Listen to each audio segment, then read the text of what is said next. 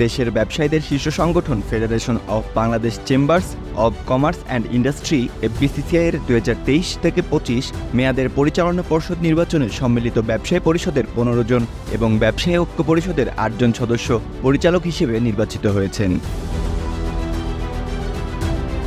সোমবার 31 জুলাই দিবাগত রাত 3:30টার দিকে নির্বাচনের ফলাফল ঘোষণা করেন এফবিসিসিআই নির্বাচন পরিচালনা বোর্ডের চেয়ারম্যান মতিন চৌধুরী।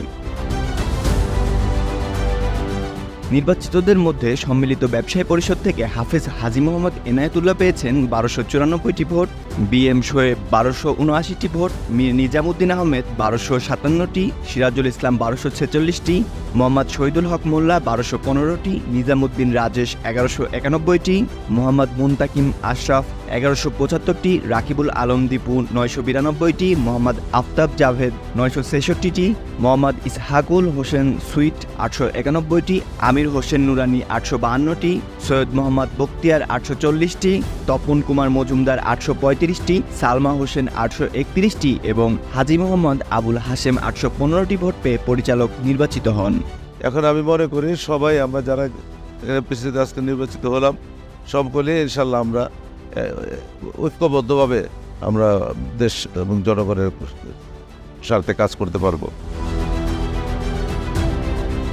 অন্যদিকে ব্যবসায়ী ঐক্য পরিষদের নির্বাচিতদের মধ্যে কাউসার আহমেদ পেয়েছেন 1030টি ভোট, খন্দকার রুহুল আমিন 988টি, মোহাম্মদ আমিন হেলালি 911টি, মোহাম্মদ নিয়াজ আলী চিশতি 909টি, আবু মোতালেব 899টি, শমী কায়সার 852টি, রাশেদুল হোসেন চৌধুরী রনি 837টি এবং হাফেজ হারুন পান 813টি ভোট।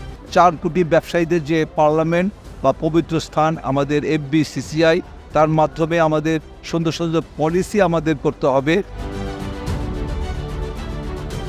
এর আগে সোমবার সকাল 9:30টায় শুরু হয়ে নির্বাচন চলে বিকাল 4:30টা পর্যন্ত।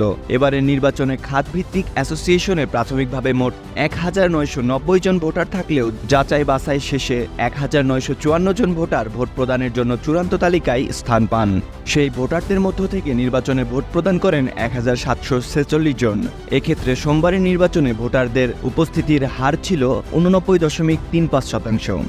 যারা ভোটাধিকার ফিরিয়ে দিয়েছে তাদের সকলকে ধন্যবাদ জানাই। আইরা যেন এই বিজনেসের ক্ষেত্রে এগিয়ে আসতে পারে, এই ব্যাপারে যেন এই বিশ্বের পদক্ষেপ নেয়, এটা আশা করি। ভোট গ্রহণ শেষে সোমবার বিকাল 5:15টায় বঙ্গবন্ধু আন্তর্জাতিক সম্মেলন কেন্দ্রে প্রেস ব্রিফিংয়ে অংশ নিয়ে এসব তথ্য জানান এফবিসিসিআই নির্বাচন পরিচালনা বোর্ডের চেয়ারম্যান মতিন চৌধুরী। এ সময় নির্বাচন বোর্ডের অপর 2 সদস্য শামসুল আলম এবং এম.এন মঞ্জুরুল হক উপস্থিত ছিলেন। যা আমাদের সিদ্ধান্ত হয়েছে সব আমাদের যেভাবে আইনত সেভাবে করা হয়েছে, প্লাস যেখানে কোর্টের কোনো এসছে ডাইরেকশন সেগুলো আমরা ফলো করেছি। মতিন চৌধুরী বলেন, নির্বাচন নিয়ে ভোটারদের কেউ কোনো অভিযোগ করেননি, কারণ ভোটারদের এনআইডি কার্ড ও স্বাক্ষর মিলিয়ে তারপর ভোট প্রদানে তাদের অনুমোদন করা হয়েছে। কোনো বেনামি বা জাল ভোট হয়নি, সব ভোটারই সঠিক ছিলেন।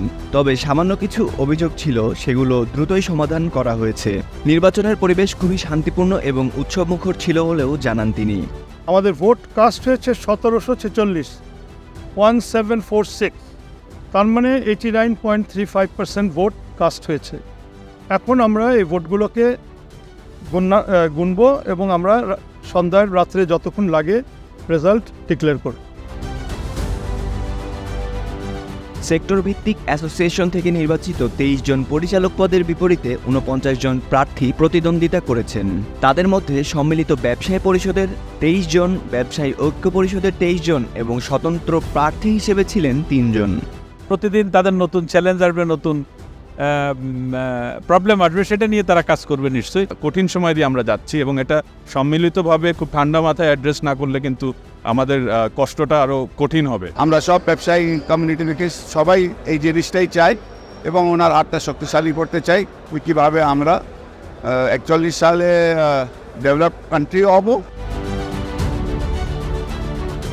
নির্বাচিত পরিচালকদের ভোটে আগামী 2 আগস্ট বুধবার এফবিসিসিআইয়ের সভাপতি, সিনিয়র সহসভাপতি এবং 6 জন সহসভাপতি পদে নির্বাচন অনুষ্ঠিত হবে।